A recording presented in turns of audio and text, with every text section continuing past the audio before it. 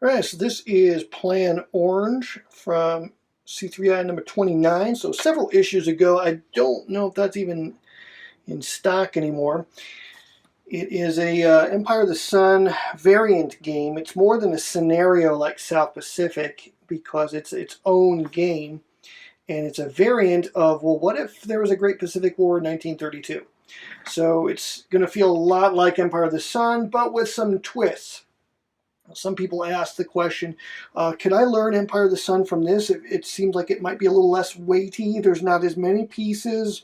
There's half as many cards for each player. No, less than that even. I think there's maybe a quarter of the cards in the game. So maybe this would be a great way to learn Empire of the Sun. My answer to that is yes and no. Yes, you would learn the mechanics of Empire of the Sun in a perhaps a little bit lighter game format, but there's enough differences here that if you were to try to use this game to learn Empire of the Sun, I think you'd really confuse yourself because there are some pretty big and notable differences, one of which caused me to reset the entire game from the one I was playing the other day. So I'd forgotten the way that ports work in the game for the United States. You can't just, conquer Kwajalein and base the whole Pacific Fleet there. So a big difference is there are some differences in rules and how bases function. Stacking limitations are doubled in this game. The air units are much less capable in this game. They're still very important, but they're much less capable. And there's some whole new mechanics involving the strategic display over here, mobilization. There's really no reinforcements for the Japanese. So there's a number of big differences in this game between Empire of the Sun. But it is a really cool variant. So I thought I'd do a couple videos and talk about this twist on history here. What if the Great Pacific War happened in 1932? Well, Plan Orange allows you to explore that. So the way the game starts off is the Japanese get 2 surprise cards back to back. They get some free ASP points to amphibious land units. They have a pre-positioned strike package sitting on Formosa and on in the basic Curry. And from there, the goal really is to conquer the Philippines and Guam and shut down the approaches for the Americans to come out of the Hawaiian Islands and reconquer those areas. So in this game here, conquering the Philippines is a bit different in this game. It's a little bit more of a project than in Empire of the Sun, largely due to the fact of the way that your air units are not as powerful. They only have a 1 hex zone of influence. That's a big deal, whereas in Empire of the Sun, they have a 2 hex zone of influence. So it's much more challenging to render units out of supply. Big challenge for the Japanese is they don't get ground replacements. So when a unit takes a hit and goes down a step, that's it. There's no way to get that back up. You can't bring divisions out of China like you can in the Empire of the Sun game. And so for the Americans, they're going to get ground replacements, 1 per turn. But once ground units are killed, they cannot be brought back. You can only boost understrength units with those replacements. You can't rebuild them. So that's something to be aware of.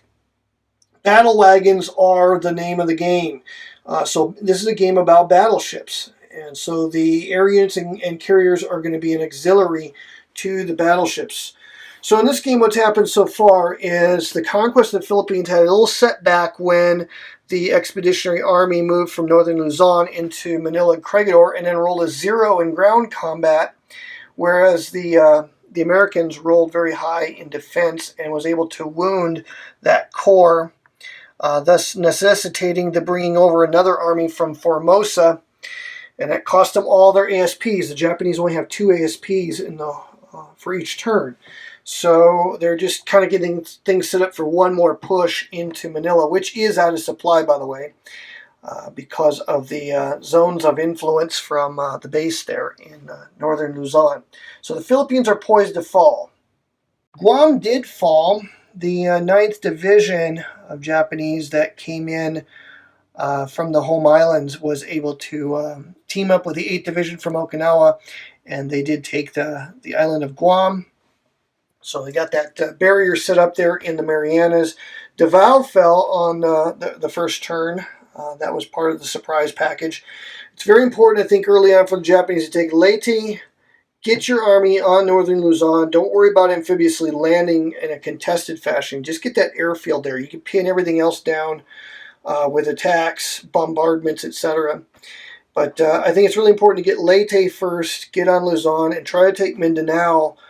Mindanao is easier for the Americans to get a line of supply to it than Manila. So Manila should really be last, I think, in the Philippines.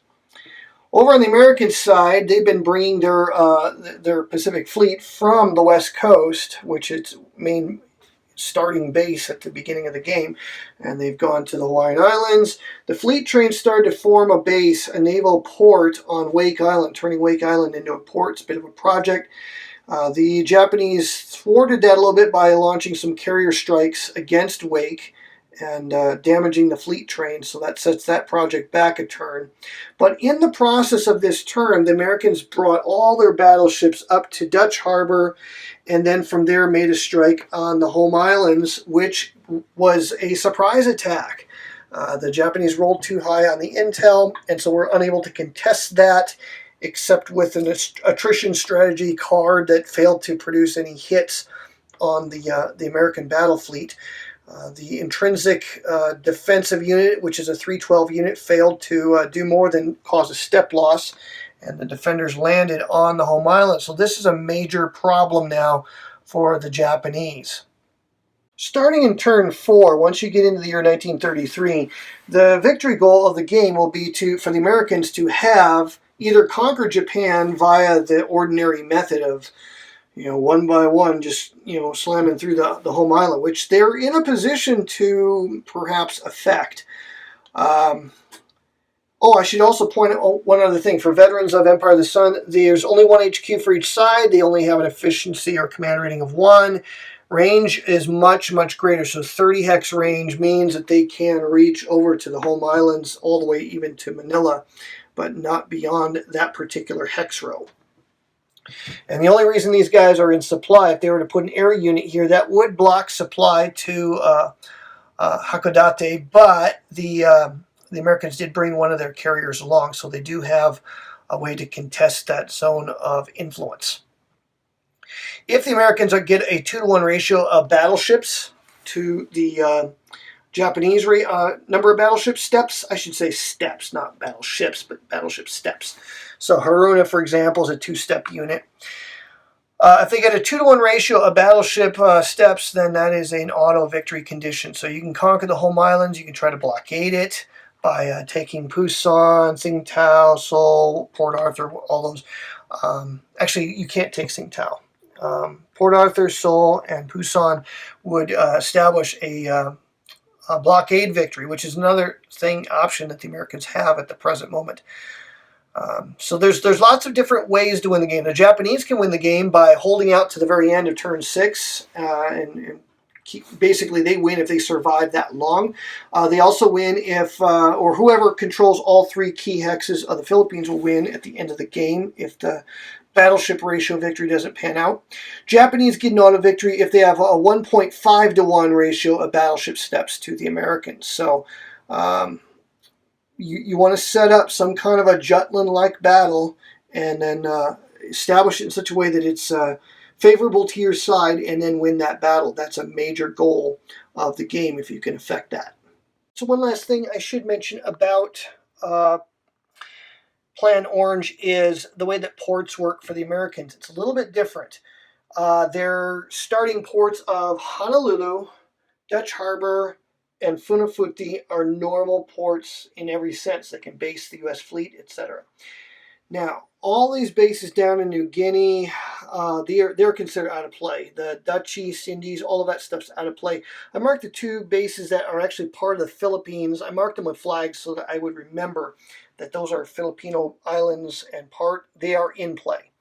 Hong Kong, Hainan, the coastal hexes of China are out of play with the exception of Shanghai, which is its own little situation. And unlike an Empire of the Sun, Manchuria is in play in the game. And so the Americans, they can use any of the home island ports of Japan. They can use Seoul, Port Arthur, Manila, Leyte, Mindanao. Those are ordinary ports. But all these ports, like in the Marshalls, Truck, Saipan, all the ones that you typically want to grab in your Central Pacific Thrust in Empire of the Sun, they would have to actually be built up using the fleet train. And the fleet train is a special naval unit that if it starts a turn in one of these bases that only has an airfield or one of these sub-port locations, they can begin to convert it into a fleet train port. And it's a little bit of a process, but if you're successful in doing that, then that turns that hex into a base that can sustain and support the U.S. fleet. And then you can stack up to 12 naval units there. And that's another big change from Empire of the Sun. The stacking limits are doubled. So some interesting new strategies, totally different game experience, but a similar feel to Empire of the Sun is what you get with Plan Orange.